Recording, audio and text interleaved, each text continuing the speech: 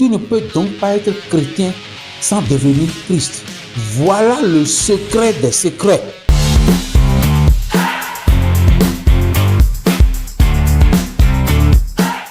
Paix et bénédiction sur toi, ami de la joie, ami de Dieu. Reçois-tu cette bénédiction? Oui, il faut la recevoir parce que tu es ami de la joie. Et la joie est le signe distinctif du croyant, de tout croyant en général, en particulier du chrétien que tu es. Le sais-tu? Le choc de la foi justificatrice, la foi vivante en question, le scandale de la vérité divine, la vérité libératrice en question. Chrétien, restes-tu ligoté? Chrétien, restes-tu ligoté? Que réponds-tu à cette question, à cette interjection? N'es-tu pas étonné de te voir encore ligoté? N'es-tu pas étonné de te voir rester ligoté? Et pourtant, tu as su dans l'émission passée qui a pour titre Chrétien qui t'a ligoté, tu as su celui qui t'a ligoté. Et à partir de celui qui t'a ligoté, il n'était plus possible que jusque-là, tu restes encore ligoté. Ça veut dire que tu n'as rien fait pour ta délivrance. Qui attends-tu? Qu'attends-tu? Qui attends-tu? Ou qu'attends-tu pour te délivrer? Aucun pasteur ne le fera à ta place. Aucun pasteur, aucun prêtre ne le fera à ta place. Aucun maître ne le fera à ta place. Parce que tu as un titre profond, chrétien. Dans l'émission qui a précédé, tu as compris le processus par lequel tu as été ligoté. Même si c'est toi, tu as compris le processus. Une fois ce processus-là compris, c'était fini. Tu as compris que tu t'es ligoté et tu restes attaché. Mais comment on peut te comprendre? Comment toi-même tu te comprends? Tu ne peux pas te comprendre. Tu es étonné de te revoir ligoté. Moi aussi, je suis étonné, je reste très étonné que tu restes ligoté. Quitte-la. Quitte tes chaînes. Parce que tu as le pouvoir de quitter tes chaînes. Même si sans le savoir, tu t'y es mis, fais tout pour partir. Avec un peu d'amour pour toi-même, avec un peu de sérieux, avec un peu de dynamisme, tu peux te déchaîner. Tu peux enlever tes chaînes. Tu peux te libérer. Tu peux te voir libre. Tu peux renaître. Tu peux reprendre ton nom de chrétien. Parce que c'est ça qui est cher pour toi et pour moi et pour tes parents et pour ton Dieu. Non seulement c'est ridicule, mais c'est honteux. Parce que si tu comprends ce que c'est qu'être chrétien, si tu comprends ce que c'est que croire, si tu comprends ce que c'est que la foi, tu ne peux pas rester ligoté. Un chrétien ligoté n'a pas de sens. Donc ta vie n'a pas de sens. Ta foi n'a pas de sens. Tes enseignements n'ont pas de sens. À quoi bon d'être quelqu'un dont la vie n'a pas de sens? Tu comprends? Non. Il faut t'aimer. Donne-toi un peu d'amour. Donne-toi un peu de rigueur. Donne-toi un peu de chaud au cœur.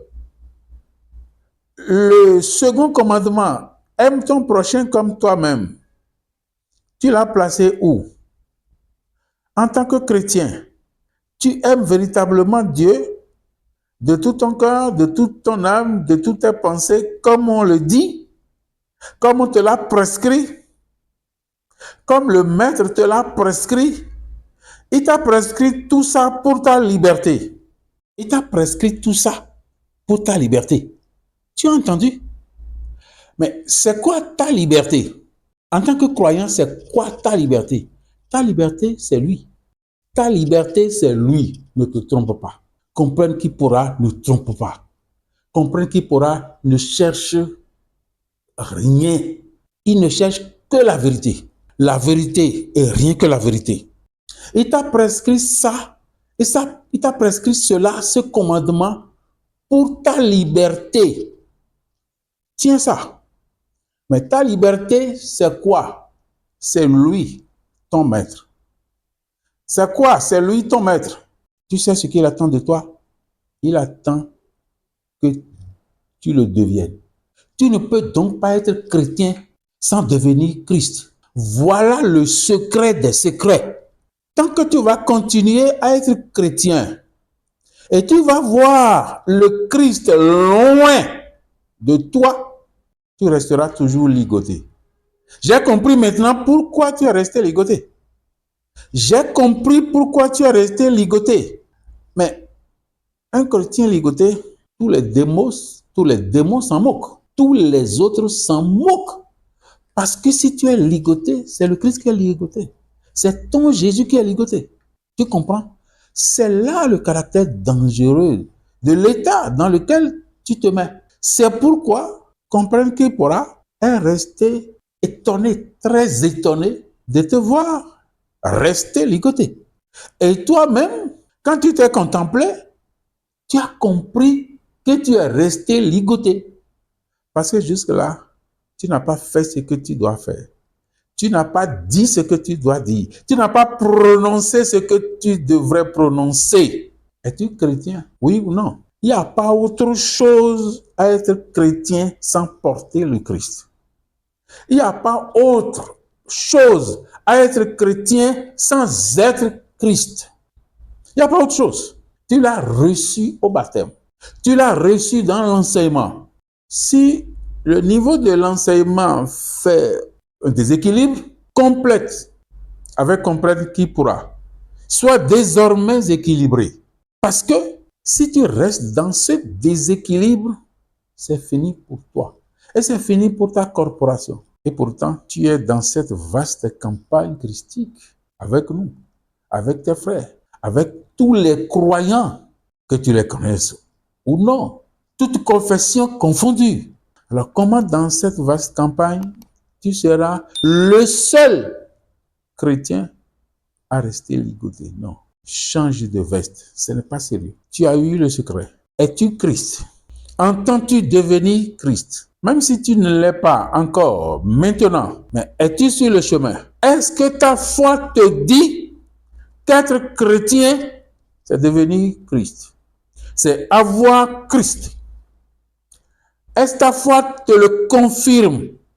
As-tu la vraie conviction que être chrétien, c'est suivre Jésus? Et suivre Jésus, c'est porter Jésus. Et porter Jésus, c'est devenir Jésus. Je te le dis, comprenne qui pourra te le dire. Cesse d'être chrétien sans Christ. Cesse d'être chrétien sans Jésus. Jésus n'a jamais été à part. Jésus n'a jamais été en dehors du chrétien. Le comprends-tu? Que comprends-tu dans cette affaire? Que comprends-tu dans cette affaire? Tu es resté chrétien tout le temps, seul. C'est à croire que tu ignores ce qu'on appelle le concept chrétien. C'est à croire ça. Non. Maintenant que tu es convaincu, et si tu ne l'es pas encore, donne-toi cette conviction. Tu as besoin de la méditation. Tu as besoin de te concentrer. Tu as besoin de te donner cette foi ou cette nouvelle foi. Nouvelle foi qui ne devrait pas l'être. Nouvelle foi qui ne devrait pas l'être. Ça devient nouvelle foi pour toi parce que tu l'ignorais jusque-là. Alors tu as besoin d'une certaine concentration pour méditer, pour éditer ce livre-là pour toi. C'est ça le sens de méditer. Entrer en profondeur de toi, écrire, éditer pour toi. Ce que tu vas éditer pour toi, ça va rester. C'est ça la méditation. Tu as besoin un peu plus de temps pour le faire. Fais ça pour te donner cette conviction. Et quand tu auras cette conviction, ta foi ne sera plus déséquilibrée. Tu seras un dans ta foi. Tu seras un avec ta foi. Tu seras un avec Jésus. Et c'est cette unité qui te fera. C'est cette unité qui fera ta solidité. C'est cette unité qui fera la solidité de ta foi. C'est cette unité qui fera la solidité de ton équilibre. Ah, je comprends pourquoi tu étais si fébrile. Tu étais si chancelant. Tu ne tenais pas. Tu ne tenais en rien. C'est parce que le bouclier, qui est ton Jésus, c'est parce que la pierre angulaire, qui est ton Jésus, c'est parce que le pilier de ta foi, qui est Jésus, tu l'as rejeté. Tu l'as rejeté et tu veux bâtir. Tu l'as rejeté et tu veux construire. Tu veux construire quoi? Sur quoi? Sur du sable. Tu risques. Tu risques. Alors, prends un peu de temps, comme comprenne qui pourra te le conseiller. Prends un peu de temps. Bois ça. Mange cela. Et puisque ce que tu manges, c'est ce que tu deviendras, tu vas devenir cette nouvelle foi. Et cette nouvelle foi va te donner ces phares. Et c'est avec ces phares que tu vas désormais vivre. C'est avec ces phares que tu vas te délivrer. C'est avec ces phares que tu deviendras réellement chrétien et chrétien solide. La foi du Christ est scandalisateur. Le Christ de la foi agissante.